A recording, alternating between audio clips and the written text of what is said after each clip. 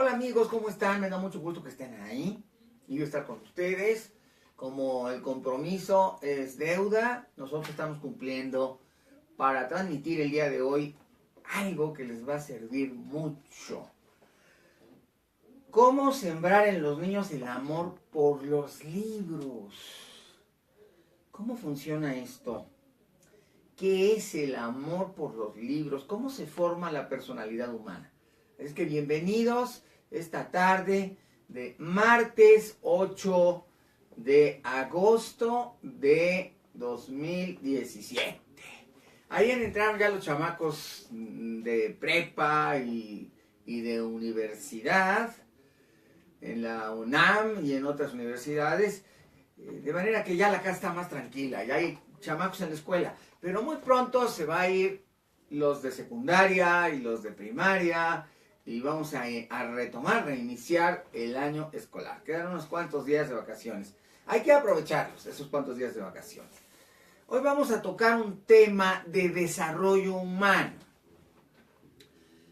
¿Qué es el hombre? ¿Qué es la personalidad? ¿Qué es el ser humano? ¿Cómo podemos educar valores en los niños? ¿Cómo podemos educar el amor? ¿Cómo podemos educar el placer? ¿Cómo podemos educar la confianza para que no haya miedos? Es importante reflexionar sobre la personalidad humana. Desde los primeros días de la psicología, en los días de Sigmund Freud, esta fue una pregunta inquietante. Antes, 2500 años antes de Freud, los griegos ya se preguntaban acerca de cuál era el camino para educar en los niños hábitos.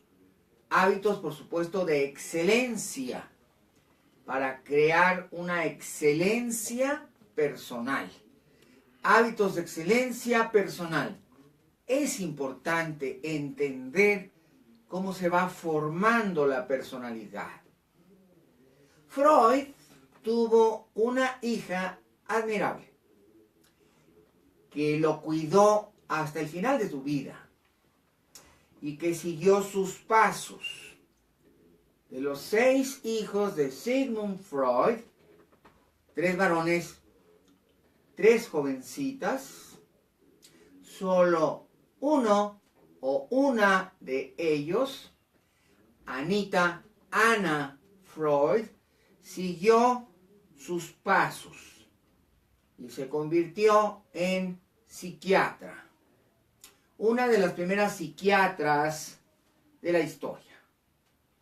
Y Anna Freud desarrolló parte de las ideas de su padre sobre cómo se va formando la personalidad.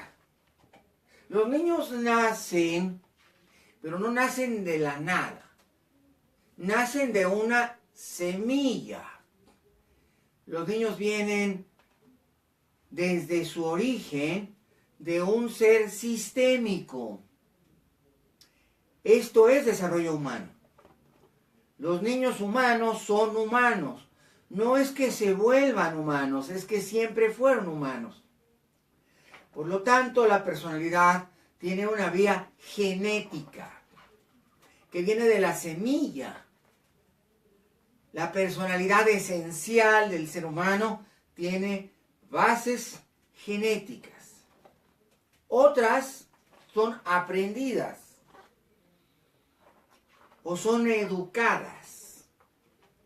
El padre de la educación entre los griegos se llamaba Dionisio de Halicarnaso.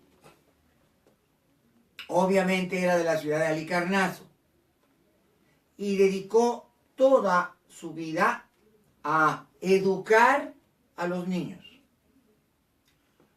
Es uno de los grandes educadores de la historia.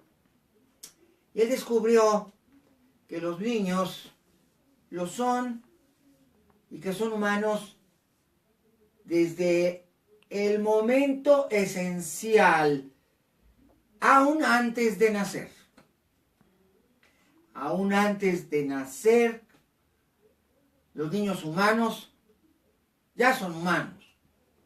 Y por lo tanto, la personalidad se forma desde la semilla, desde la esencia, la quinta esencia del ser interior del ser humano.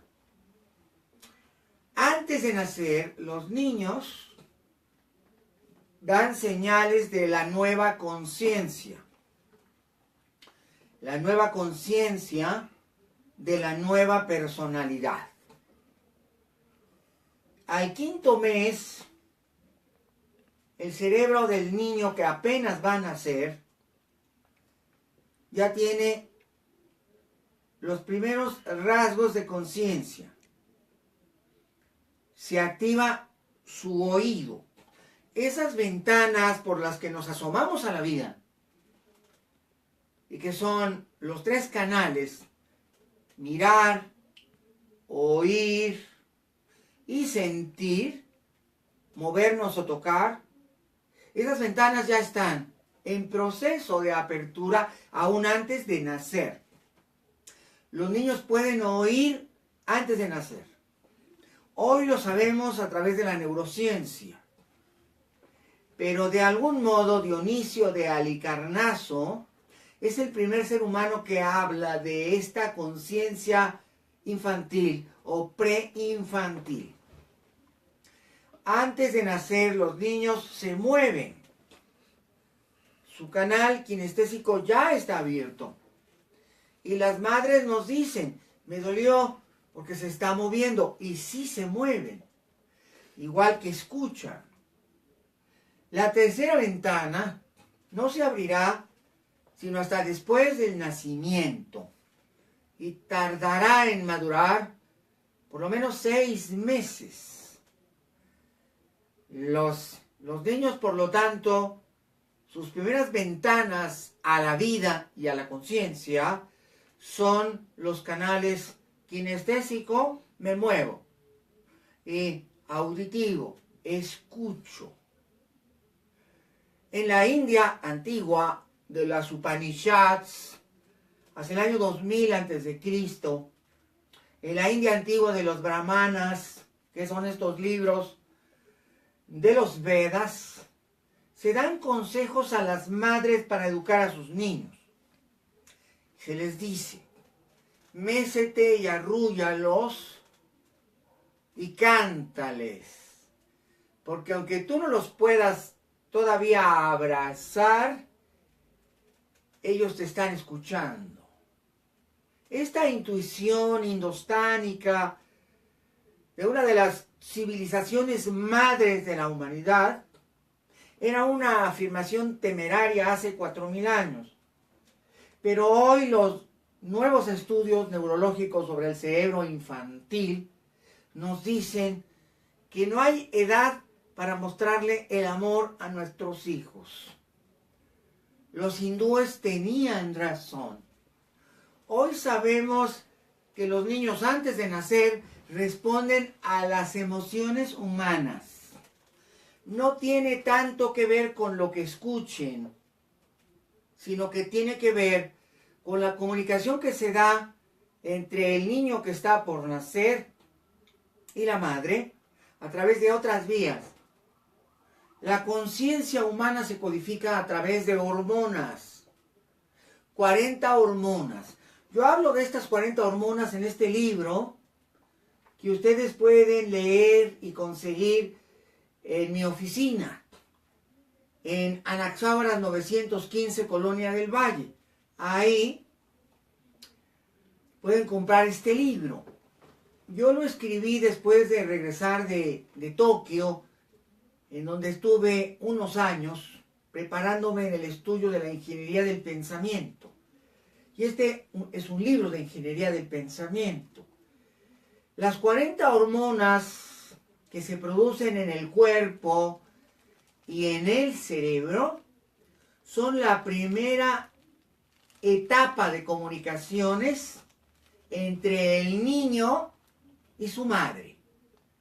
A través de estas hormonas, como la acetilcolina, la hormona CTH, la hormona ADH, la adrenalina, la aldosterona, la hormona de los andrógenos, la angiotensina, la calcitonina, la gonadotropina, el cortisol, la dopamina, el endovalium, la hormona foliculoestimulante, la hormona GABA, la endorfina, incluyendo la endorfina beta, por supuesto, la hormona llamada glucagón, que es muy importante, y el ácido glutámico, la hormona glicina, la gonadotropina, la histamina, la insulina, la calidina, la calicreína, la quinina, la melatonina, la hormona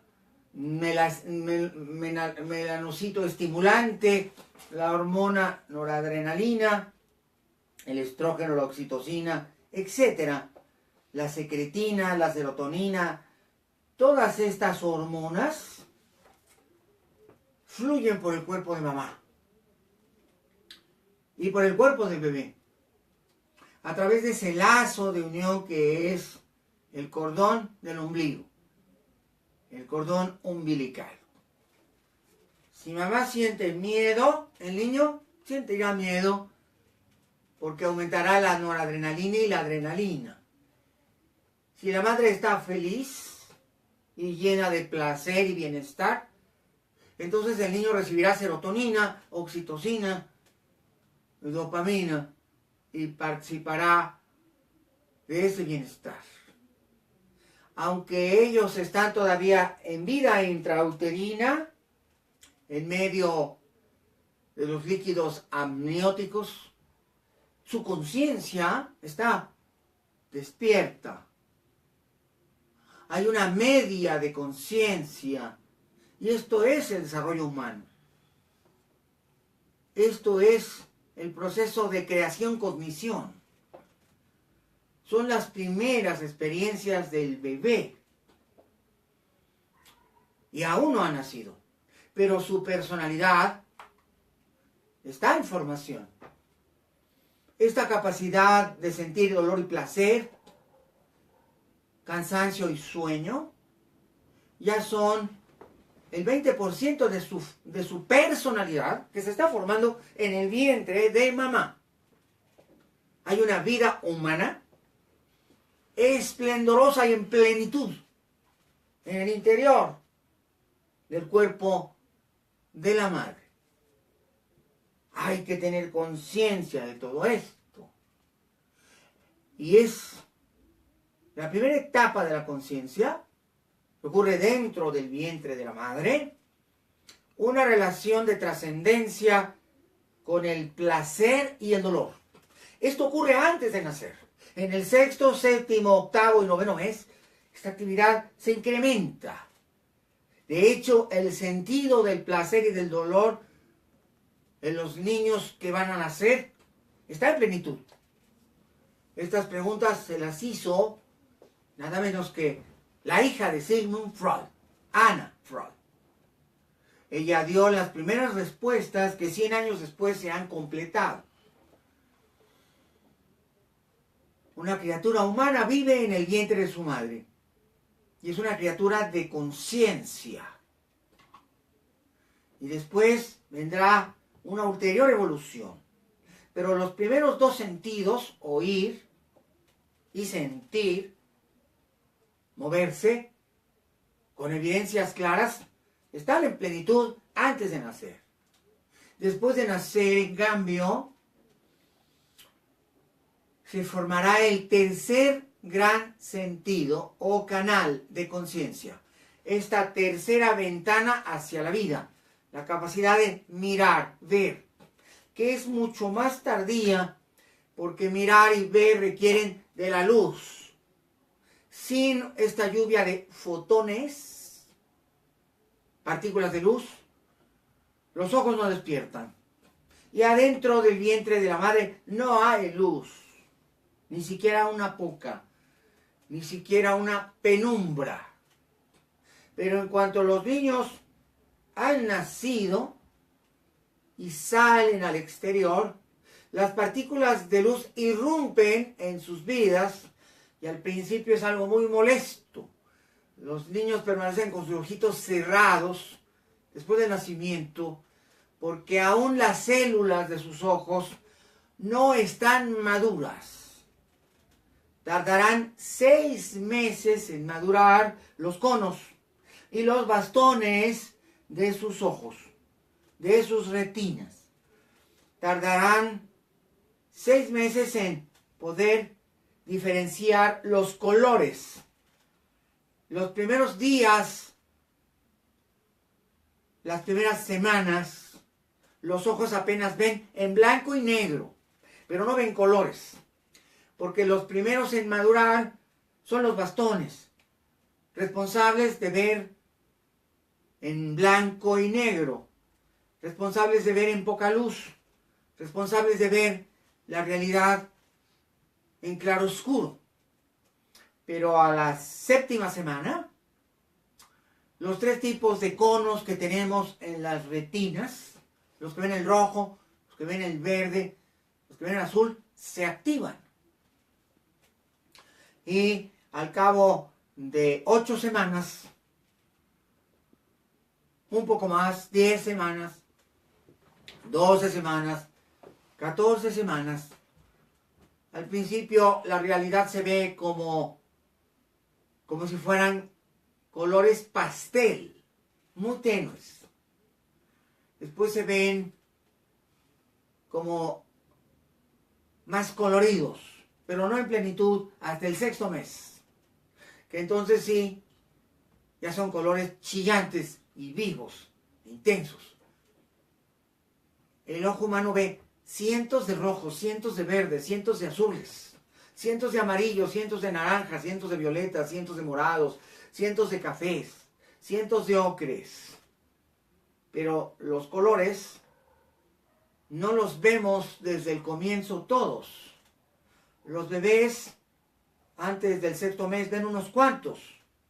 Tardarán 2 años en ver todas las gamas de rojos, verdes, azules, amarillos, guindas, etc. Es un proceso largo de maduración ocular, en donde intervienen las hormonas, los neurotransmisores del cerebro.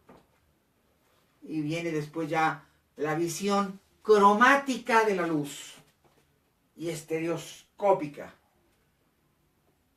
A los 2 años ya los niños ven en total plenitud. Así como los colores son vistos por la personalidad infantil, los demás aspectos de la vida, las tonalidades del movimiento. Los niños necesitan gatear mucho para robustecer sus cuerpos, para tener el tono muscular, para que se vayan desarrollando músculos en piernas y brazos. Por eso es el gateo. Y a los 2 años alcanzar una plenitud de desarrollo. Así ocurre también con su aparato emocional y con la formación de toda la personalidad. El sentido del placer y el dolor también se van dando por etapas.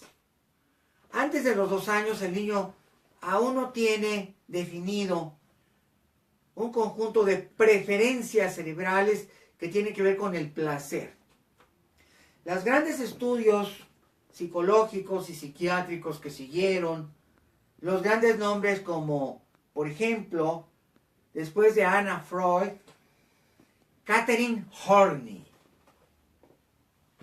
También María Montessori. Ellas fueron descubriendo más secretos del aprendizaje infantil. Pero lo que sabemos es que en el 6º mes de vida se activa la hipercapacidad de aprendizaje infantil, el superaprendizaje. Y eso durará los primeros 5 años en plenitud.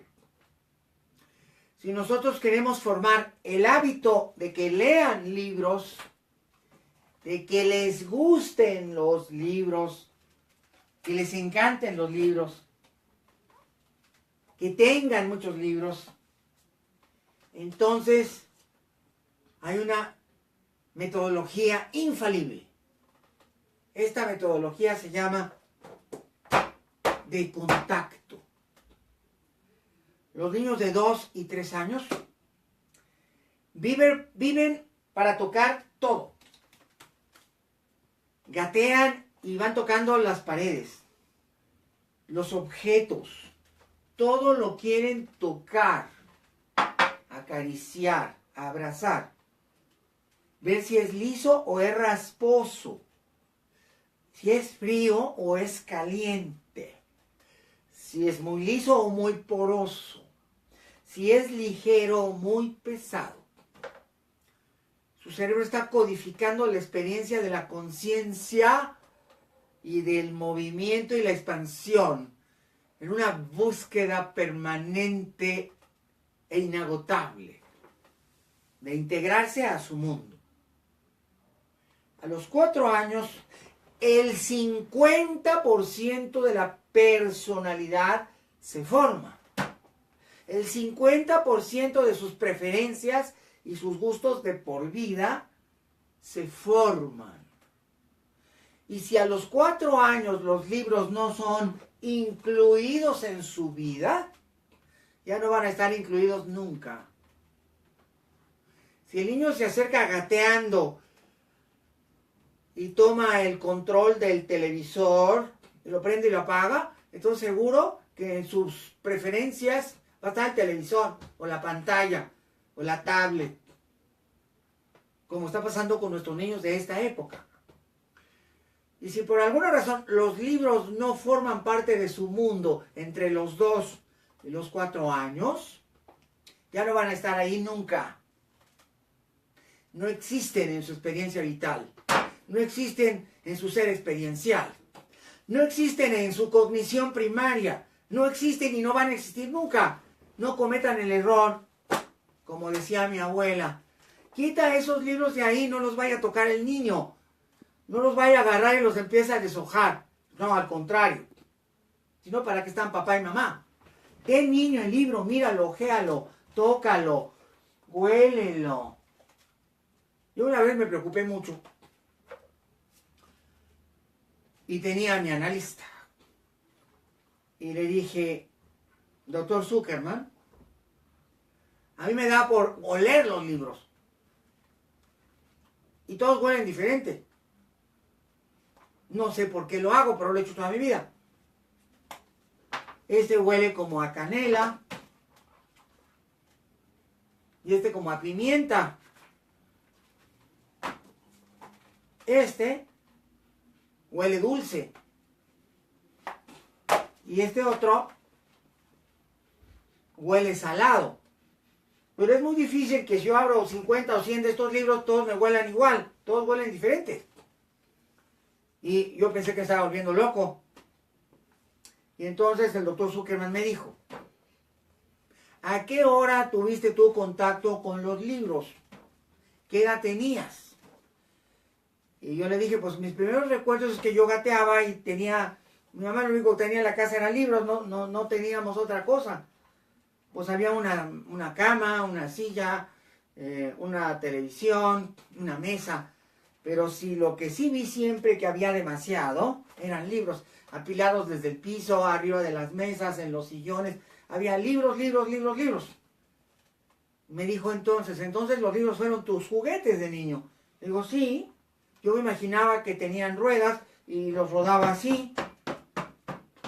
Yo me imaginaba que tenían alas y entonces eran mis aviones. Y había unos que hasta eran mis helicópteros. Dice, por eso los hueles. Dije, no entiendo. Cuando tenías 2 años, 3 años, como todo niño normal, todo te lo llevabas a la boca, todo te lo llevabas a la nariz, o me equivoco. Le digo, no, pues yo me imagino que no se equivoca, doctor. Porque dicen los libros de pedagogía eso precisamente. Bueno, ahora lo sigues haciendo. Y créanme que es un placer. Este huele a hierbabuena. Qué cosa más impresionante. No hay un solo libro que huela mal. Este huele como a mar. A lo mejor llegó a México en un contenedor marino, no lo sé, pero huele a mar, se los aseguro. Y este es exquisito. ¡Ah, qué delicia! Este huele como a... ¡Qué olor! Me lo dirán que estoy loco. Pero no, lo que significa, y eso me quitó lo angustiado, es que tuve un contacto con los libros antes de que se formara la primera etapa de mi personalidad. Antes de los 4 años, yo los veía, yo jugaba con ellos. Obvio no los podía leer. Yo aprendí a leer hasta los 5 años porque mi madre, que era maestra, me enseñó. Nunca aprendí en la escuela. Yo llegaba muy presuntuoso a la escuela porque yo ya sabía leer perfectamente. Y entonces cuando le estaban enseñando a los otros niños, yo me ponía muy interesante, tenía 5 años, y veía, y la maestra me preguntaba, ¿que tú ya sabes leer? Y decía, sí, pregúnteme. Bueno, son cosas de niño. Pero esta es la manera más adecuada a que los libros empiecen a formar parte de ti. No le hagan caso a las abuelas que dicen, alejen los libros de los niños para que no los toquen, no los vayan a empezar a deshojar como si fueran Kleenex. No, mejor acerquen los libros a los niños para que sí los toquen y los huelan. Es una cosa deliciosa. Y acariciarse con un libro. Este es el primer contacto con los libros. Hay otras 2 etapas, pero esta es la primera. Que formen parte de tu existencia, que los veas, que le preguntes a mamá y papá, ¿qué son? ¿Qué son esas rayitas? Digo, porque las fotografías, los niños son muy inteligentes, y por supuesto que las fotografías no necesitamos preguntarle nada a papá y mamá, porque vemos las imágenes y nos damos cuenta de que son imágenes. En todo caso les preguntamos a mamá y papá quiénes son y quiénes son. Pero este entorno enriquecido por libros es la mejor manera de que los niños muy pequeños, de 2 años, incursionen en el mundo de la lectura. Obvio no van a leer los libros, pero los pueden tocar, los pueden acariciar, los pueden oler, los pueden sentir y llevarlos al pecho y a su corazón. Y ya es la primera etapa de formación humana, de desarrollo humano. Los niños van a seguir creciendo y por lo tanto ya no van a tomar los libros de carritos, porque ya son niños mayores. Cuando llegan los 4 años, y puesto que el libro ya forma parte de su vida, y ya entienden que hay algo que se hace con estas manchitas alargadas, con estas líneas negras en las páginas blancas, entonces viene la segunda etapa de la experiencia infantil con los libros. Ellos no saben leer, pero papá y mamá en esta etapa de los 4 años van a sembrar en ellos el hábito de la lectura leyéndoselos a los niños. La primera imagen que recuerdo de mi madre es leyéndome un libro de Alejandro Casona que se llamaba Flor de Leyendas. Yo estaba en mi cama, una cama pequeña, y ella se sentaba en una silla como esta al lado. Y me decía, hoy te voy a hablar de Héctor y Aquiles, los héroes de Troya. Y entonces el libro traía unas imágenes espectaculares de Héctor y Aquiles.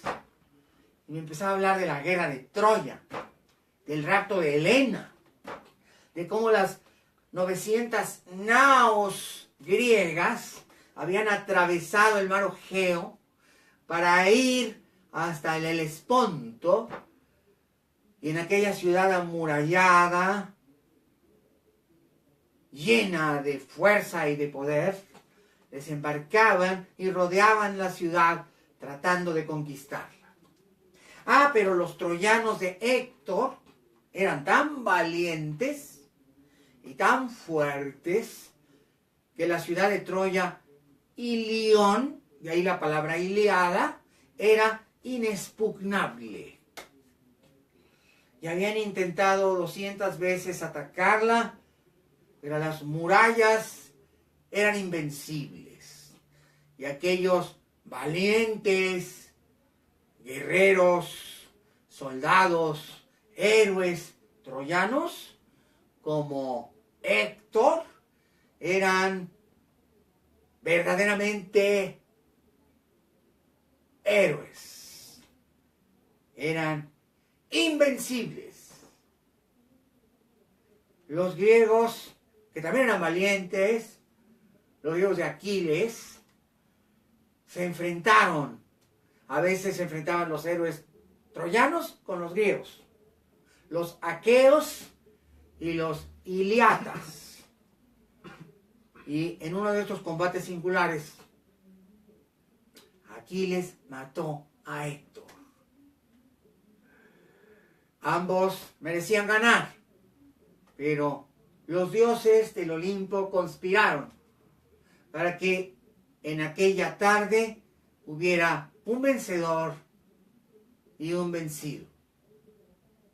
Así, estas lecturas maravillosas van dejando espejos, imágenes en el interior de sus mentes. Y estas imágenes se relacionan con el libro, esta fuente prodigiosa, manantial de la grandeza humana y de la belleza. Ya no es un espejismo. Aquí hay historias que grandes contadores de historias como Homero, prodigiosamente, codificaron en la forma de letras para nosotros, para generar en nosotros un gran placer, el placer de saber, que es previo al placer de leer. Y claro, los niños de 4 años están deseosos de aprender a leer para saber y para conocer. Y si además mamá pone algo de magia en el relato, yo me acuerdo que mi madre era muy picante y ella ponía mucha magia. Me decía 3 páginas cada día, porque si no se nos acaba el libro, no más. Y de repente llegábamos a esa parte donde el caballo de Troya va a ser introducido dentro de las murallas de la ciudad, porque los troyanos creen que los griegos se han ido y que ahora han ganado la guerra, pero Ulises, que era muy inteligente y que era un capitán de los aqueos, mete unos soldados para que en la noche, cuando todos estén dormidos, abran la puerta. Entonces, la magia de mi madre es que decía, y entonces ya iban adentro de la barriga del enorme caballo que tenía ruedas, y lo metieron a la ciudad. Y hasta mañana te sigo contando lo que sigue. Entonces aquello era como exactamente el efecto telenovela, ¿verdad? Porque yo me quedaba casi como que embrutecido, esperando el relato de la noche anterior, y era como las 1001 noches cuando Sherezada le va a platicar al sultán y le dice, le va a platicar al califa y le dice la parte que sigue, o el cuento que sigue, o la historia que sigue del otro día. Pero el niño se queda picado y deseando leer para poder satisfacer esa necesidad de saber tan enorme que tiene, de qué va a pasar con Troya, qué va a pasar con el caballo, y lograrán los griegos abatir las murallas de Troya o no lo lograrán. Entonces ya esa es la magia de mamá y de papá. Mi padre también me leía, pero mi madre lo ponía, y entonces él lo hacía como medio fastidiado, mientras que ella le ponía magia, sabor, emoción. Y de repente me decía, ¿y qué piensas de Héctor? ¿Y qué te parece Aquiles? Mi padre pues era así como que un lector seco, o diciendo, ay, yo ya quiero ir a ver el fútbol, ¿verdad?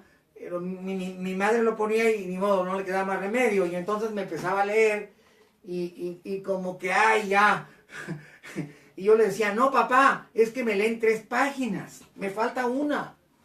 Y entonces yo le reclamaba y entonces ya con mejor actitud me leía la parte que faltaba. Bueno, esa es la magia de papá y mamá, como incodificadores del placer de la lectura. Esa es la etapa 2. Etapa 1, cuando los libros son simplemente objetos que llevamos a nuestra existencia y a nuestra experiencia. La etapa 2, cuando los libros son transducidos por los padres y esta transducción es exponencial. Descubrimos que son maravillosos, descubrimos que cuentan historias, descubrimos que cuentan cuentos fabulosos, historias increíbles. Ahí la magia de papá y mamá reside en saber elegir los libros y luego relatarlos. Y finalmente, a los 4 años, el deseo más grande que había sobre la tierra para mí no era un barquillo de limón ni un carrito con ruedas. Mi deseo, y yo le pedí a mi madre a los 5 años, es que me enseñara a leer y escribir. Y mi madre me lo concedió. A partir de los 5 años, yo ya no requería de intermediarios. Yo ya podía ir al libro y darme cuenta de todo su saber y existir. Y esa es la etapa 3. Provocar, crear el deseo de saber. Esa es la excelencia humana, el deseo de ser, el deseo de crecer, el deseo de mejorar, el deseo de dominar la técnica de la lectura. Y mi madre, muy inteligente, me acuerdo que cuando yo ya sabía leer y escribir, me puso un libro muy bonito de cuentos, pero en inglés. Y obviamente pues yo no entendía nada. Y entonces me dijo, bueno, ahora viene la etapa en que tengas que aprender otros idiomas, porque no todos los libros están escritos en el mismo idioma. Y eso para mí fue verdaderamente apabullante, porque yo pensé, ya la hice, ya no requiero de mi madre para que me cuente historias. Ahora resulta que hay otro código que se llama inglés, y yo no puedo decir más que, no puedo más que leer, pero sin entender realmente lo que dice. Y entonces obviamente lo que sigue es que el niño va a aprender fácilmente el idioma que tanto desea saber, para conocer más. Este proceso de etapas coincide con la formación de la personalidad. La personalidad humana va a estar prácticamente formada a los 8 años. Este periodo clave, entre los 4 y los 8, es muy importante. A los 4 años, de hecho, está formada el 40% de la personalidad. Y a los 8 años, el 80% de la personalidad. Entonces es muy importante entender que la lectura debe fluir en estos periodos. Desde los 2 años, acercar los libros, ponerlos ahí. De los 2 a los 4. A los 4, el contador de historias es mamá y papá. El contador de leyendas. El contador de cuentos. Historias, cuentos, leyendas, relatos.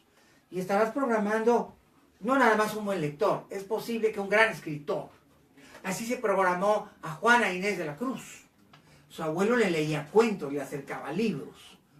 Es muy fácil entender su vida y explicar. Tenía un abuelo que era instructor, que era maestro de escuela, que le heredó su biblioteca, que era de 100 libros. Nada poco para la época, nada poco para el siglo XVII. Por lo tanto, yo les pido que inculquen en sus hijos el hábito de la lectura. Yo les pido que realmente desarrollen en los niños a través de estas 3 técnicas de las 3 etapas. Primero la técnica de tocarlos, olerlos, sentirlos, cargarlos. Ahí comienzan a amarlos. La etapa 2, donde los padres cuentan cuentos, leyendas, relatos, narraciones. En esta riqueza evolutiva mental, donde explotamos la fascinación de los niños por saber, su curiosidad infinita de ser y saber. En esta etapa 2, el padre es como el espejo del libro, y puede ser un amplificador, un telescopio, un megascopio, para generar en él una pasión por la lectura. Y finalmente, en la etapa 3, enseñarles a leer. A mí me enseñaron a leer mis padres, y creo que fue una experiencia fabulosa. Y es muy fácil enseñar a un niño a leer, siguiendo el método de Dionisio de Halicarnaso, que tiene 25 siglos de existir. Él fue el primer humano que diseñó un método para aprender a leer y escribir, que sigue siendo el gran método. Lo que Dionisio de Halicarnaso diseñó hace 25 siglos ha variado muy poco. Hubo un gran sabio que se llamaba Pitágoras, el del teorema, sí, pero Pitágoras, más que ser solo un matemático, que lo era como Arquímedes, era más que nada un educador. En mi libro, no lo tengo aquí, pero tengo un libro sobre Pitágoras que ustedes deberían leer. En mi libro de los valores de la excelencia, por ahí creo que el de educación y calidad total, Luis Jalón, lo tendremos por ahí, me gustaría mostrárselo a la gente. En mi libro sobre Pitágoras, yo hablo en muchos de mis libros sobre Pitágoras, pero mucho, mucho, mucho. Aquí lo tengo, Sócrates y Pitágoras y Platón. En este libro titulado Los valores de la excelencia, que me editó la editorial Panorama, yo hablo, estos son libros maravillosos para explicárselos a los niños, cómprenlos. Aquí yo hablo de cómo se educan los valores en los niños. Y aquí pongo los versos que creó Pitágoras. Aquí en la página 32 del libro, Calidad en la Educación, que es un libro sugerido para padres y para maestros. Este libro lo escribí porque me lo pidió la Secretaría de Educación Pública del estado de Tamaulipas y también el estado de Nuevo León y la del estado de Chihuahua. Entonces el libro lo escribí para ellos. Era un libro que se iba a distribuir, se distribuyó de hecho, entre los niños que estaban aprendiendo a leer y escribir. Algunos secretarios de educación y directores de calidad en educación, como Guajardo Garza en Monterrey, Nuevo León, y también me lo pidió el secretario de Educación de Tamaulipas. En el año 1996, 97, 98, 99, este libro era distribución para la lectura de los niños y para la iniciación infantil a la lectura. Dice aquí, la áurea verba pitagorea venera primeramente a lo inmortal en el profundo de tu corazón. Honra a los héroes y a los padres. Sé tú un imitador de ellos. Esto lo escribió directamente a sus discípulos Pitágoras. El siglo V antes de siglo. Son contemporáneos Dionisio de Halicarnaso y Pitágoras. Toma de tus maestros la sabiduría y conviértelos a ellos en tus guías, en tus avatares. Una palabra muy griega, que ahora está muy de moda, pero es muy antigua. También venera a tus padres, porque ellos han sido el medio para que tú vivas, para que tú prosperes, para que tú crezcas, para que te hagas hombre. Respeta con veneración sus canas y recuerda que de esa generación enorme vienes y hónralos. Crece con ellos y cuando sean viejos, cuídalos como te cuidaron de niño. Hazte amigo de los virtuosos, de los que leen, de los que tienen claro que la vida es un crecimiento hacia la excelencia. Da frutos como el granado, da frutos como cuelgan de las parras las uvas y crea un destino poderoso. Tus pensamientos son semillas purísimas. Cuida cada uno de ellos. De tus amigos virtuosos, aprenderás más que cualquier otra fuente de saber. Y cultiva las letras. Lee cada día, porque los libros son los padres fundadores de la sabiduría. 25 siglos han pasado. Y Pitágoras tenía razón. Estos versos son muchos. Son las eleyas griegas de una civilización madre como la hindú. Y es maravilloso todo lo que nos dice Pitágoras en sus versos. Generaciones de griegos se educaron con esto. Fíjense qué belleza. Lee si deseas saber. Come si deseas alimentar tu cuerpo. El estómago estará grueso mientras más comas. Pero en cambio, la sabiduría no hace daño ni altera el cuerpo. Come de ella todos los días, porque educa el ser interior. Mantén tu vínculo con la austeridad. Seducido por el conocimiento, jamás perecerás. No, qué delicia. Bueno, este libro, Calidad en la Educación, y aquí en el Acrópolis de Atenas. O este otro, este es de Editorial Orión, y lo escribí hace, sí, ya algunos años, ya 15, 16 años, está publicado. Y Los Valores de la Excelencia, este libro lo publicó Luis Castañeda, el editor en jefe de Panorama, y eran unas notas pequeñas, yo no quería publicar, pero un día pues vino a mi casa, vio las notas, me dijo, yo me lo llevo porque este lo voy a publicar. Es que no está acabado, le digo, aún no. Y dice, pues yo no sé qué harás, escribe la segunda parte, porque este ya me lo llevo conmigo, y bueno, a los 3 meses estaba en librerías y estaba publicado. Aquí hablo de los valores socráticos, verdad, bondad y belleza.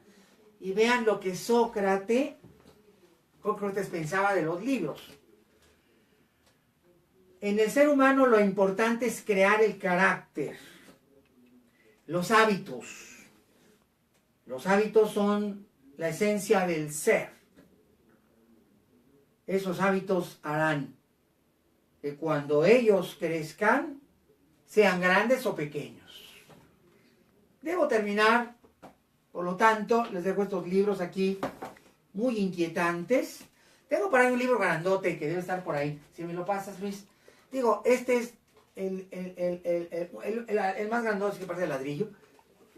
Ahí está por ahí arriba. Estos libros son para papás, para maestros. Tengo ahí unos libros inmensos, pero es que hay un verso, en este libro que también escribí. Bueno, este ya es un libro muy denso, pero ¿saben qué? Este es un libro de ejercicios para formar a jóvenes. Y aquí viene, bueno, muchos elementos. Sí, me dice, no, ese libro es más bien un paquete de hojas, de 500 hojas. Sí, pero aquí hay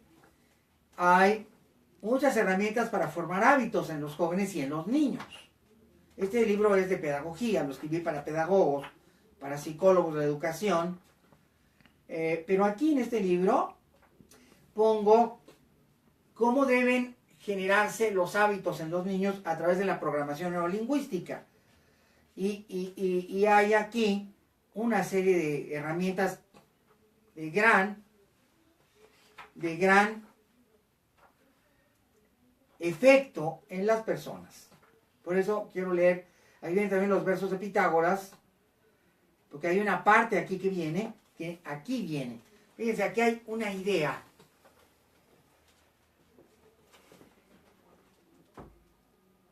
Dice Pitágoras: porfía y desconfía. Desconfía de aquello que te lleve a resultados dudosos. Desconfía de aquello que no te deje satisfecho en el fondo. Abre tu corazón a la experiencia del saber, el prodigioso conocimiento que te motiva a hacer más y más en la vida.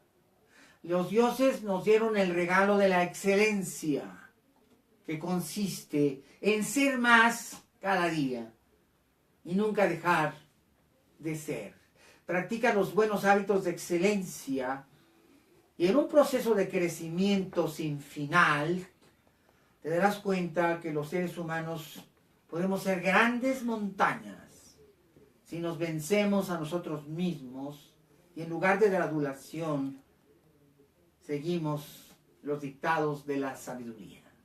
Bien, este podría servir a los políticos. Amigos, gracias. Quiero responder algunas llamadas. Nora Ochoa Rodríguez, mi hija ya lee y muy rápido. Bravo, bravo, bravo, bravo, que tu hija Nora ya lea muy rápido. En inglés y español. Y es bilingüe. ¿Cómo puede ayudarle en el futuro? Ella tiene 10 años. Qué buen pensamiento has tenido. Qué buena idea. Qué maravilloso pensamiento.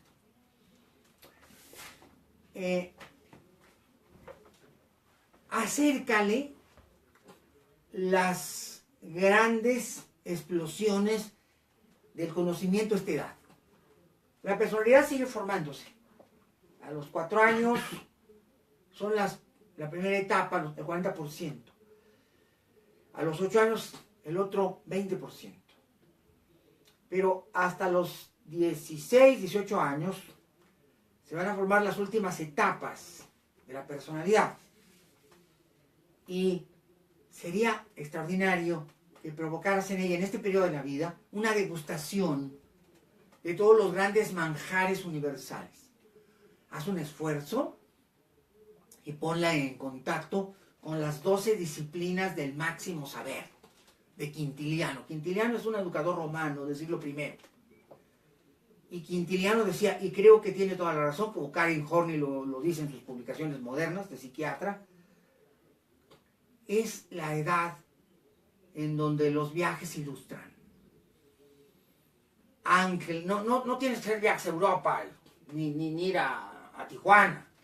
No, es la edad en donde se les muestra el mundo. ¿Qué tal el Museo Nacional de Antropología? La Sala Maya, la tumba de Pacal, el calendario azteca, la sala teotihuacana. Es el momento de viajar por la conciencia de las artes. ¿Qué tal la sala de Nezahualcóyotl? Un concierto dominical. ¿Qué tal el ballet del Lago de los Cisnes en el mes de mayo? Es la hora de exponerle a las grandes expresiones del arte universal. No es un viaje necesariamente por la geografía, es más bien un viaje por la conciencia de las artes. Exponla al efecto de aprender a tocar un instrumento musical o de participar en un grupo de arte, guiñol. Ese tipo de experiencias es un modelo de educación. Es un reto para ti. Dice Jocelyn, mi hijo ya lee con lectura veloz. ¡Bravo! ¡Bravo! ¡Bravo! Tiene 9 años. ¡Bravo! ¡Bravo! Pero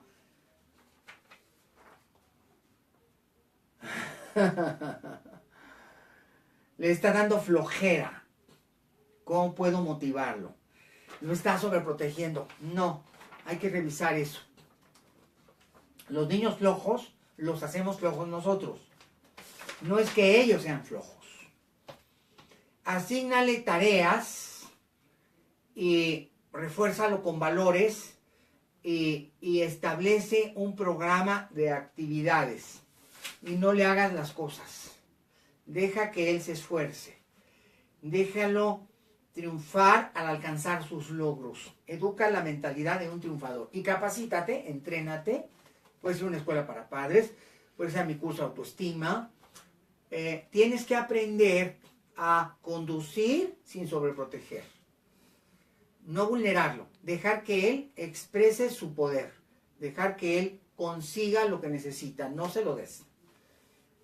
Hábitos proactivos vienen de responsabilidades básicas. Hay que responsabilizarlo y darle sus tareas, porque solo de la actividad viene el desarrollo. Esto es muy importante. Y amigos, un resumen breve, 3 cosas, 3 etapas para inculcar el amor por los libros en los niños.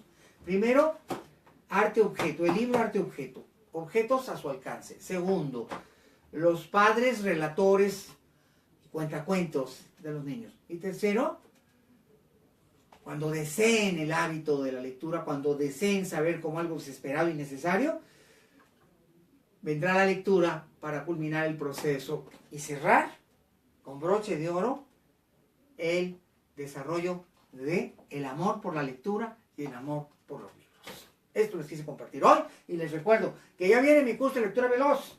Pueden ir los niños, los jovencitos, ayer tuve un niño que vino de la Sierra Tarahumara, terminó su tarea, se graduó conmigo ayer, vino de Huachochi, un pueblo que está dentro de la sierra. Un niño extraordinario, inteligentísimo. Él vino desde allá a tomar el curso hasta acá. Lo mandaron sus papás y va a regresar ya a la Sierra Madre de Chihuahua lleno de conocimientos y va a ser un gran erudito en el futuro. Porque obviamente el amor por la lectura despierta el amor por la erudición, el amor por el conocimiento, el amor por la sabiduría. Así que mándame los chamacos, vayan los adultos, los papás, vayan los profesionistas. No dejen se van a arrepentir toda su vida si lo dejan para después. Imagínate, leer 10 libros en una semana, mínimo 1 diario. Bueno, 5610-0069, 5520-0224. Ahí los espero. Comenzamos el lunes, este lunes. El curso de agosto comienza este lunes, 4 sesiones, 1 por semana.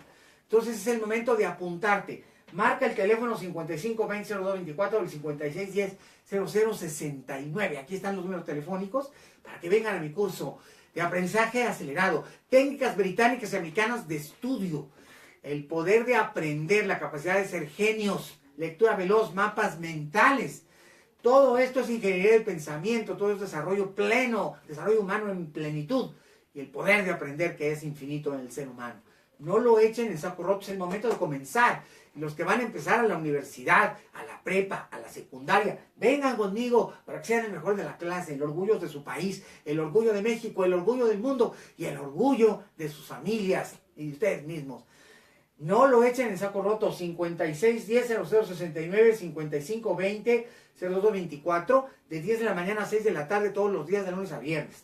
Y recuerden, tengo 3 grupos que comienzan, 1 el lunes y 2 el viernes de la próxima semana. Entonces los espero a todos. El día 14 y 18 de agosto, en aprendizaje acelerado y lectura veloz, el gran curso que va a transformar sus mentes. Salen mis alumnos fascinados, ni ellos se lo creen. Digo, ¿cómo es posible que en un mes esté leyendo tantísimo? Bueno, es la magia del conocimiento. Y amigos, los voy a dejar. Me encanta que estén aquí conmigo. Si no puedes ir a mi curso, bueno, pues entonces cómprate el método de Pepe Cruz de lectura veloz. Lee este libro, haz sus ejercicios, trabaja con él.